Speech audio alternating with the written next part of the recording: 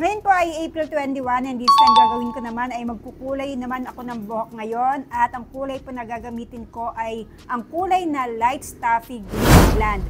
Ang kulay po ng buhok ko ngayon ay light golden blonde. Hindi po ako mahilig sa pangkulay na merong light na kasama.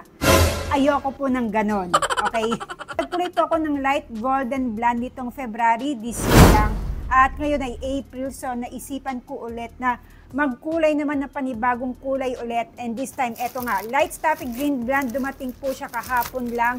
So ngayon, tingnan po natin kung ito ba ay magiging maganda sa akin. Kasi yung light stuffy green blonde, pag nakikita ko siya doon sa picture ng Gremod, nagagandahan ako. So, let's go. Open na po natin ito.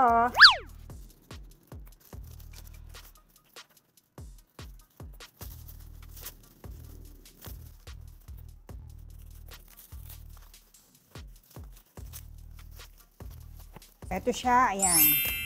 Dalawa po yung in-order ko kasi medyo mahaba na yung buhok ko. So, dalawang light stuffy green blonde. Ayan po siya. 8.2 light stuffy green blonde. Check out din po ako ng dalawang 9% oxidizer. 100 grams po ito. Ito yung freebies ko. Argan oil hair conditioner. Then, argan oil shampoo. Bago po tayo mag-start magkulay, so ano kailangan muna natin? Kailangan po natin ng mixing bowl. Kailangan din natin ng plastic na kutsara and then brush, yung pang-ipit para ma-separate ko ito yung buhok ko.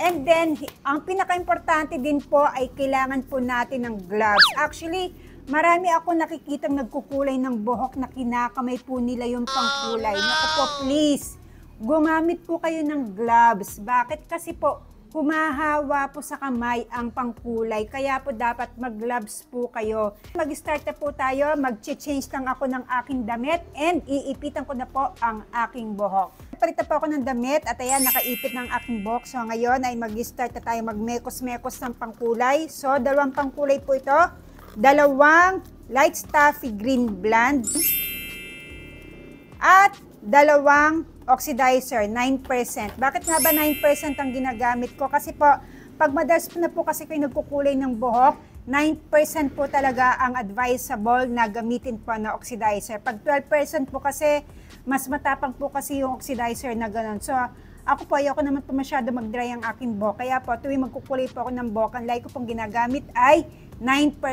At bakit nga ba dalawang oxidizer? Kasi po, pag dalawa po ang pangkulay na gagamitin nyo, dalawang oxidizer din po ang ilalagay nyo. 1:1, 2:2.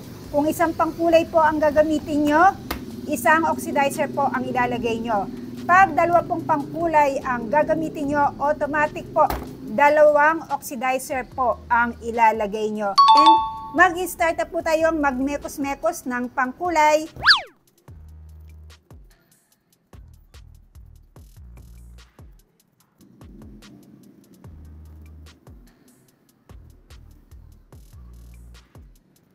Isa't kalahati muna pong pangkulay ang ilalagay ko kasi baka po sumobra na naman po, sayang naman po. So isa't kalahati pong kulay ang nilagay ko. So ang gagawin ko din po dito ay isa't kalahating oxidizer din po ang ilalagay ko.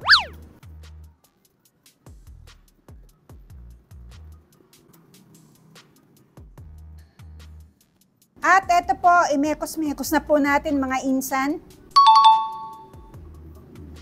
Naka-ready na po yung pangkulay, ayan na po siya, light stuffy green blonde po. At ito nga pala, siya nga po pala sa pagkukulay po ng buhok, dapat po tuyo ang ating buhok natin, hindi po basa at wala rin pong oil or walang gel para po mas kumapit po ang kulay. So ngayon, mag-start na po tayo.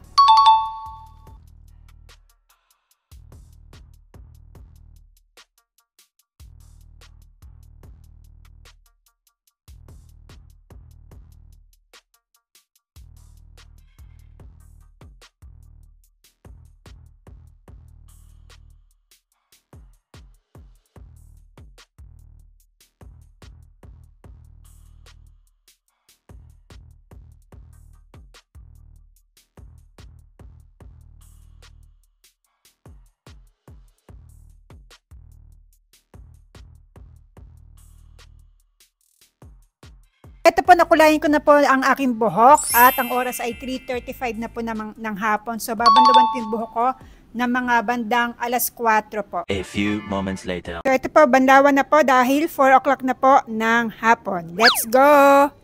At ito na po ang finished product ng aking pagkukulay ng light stuffy green blonde.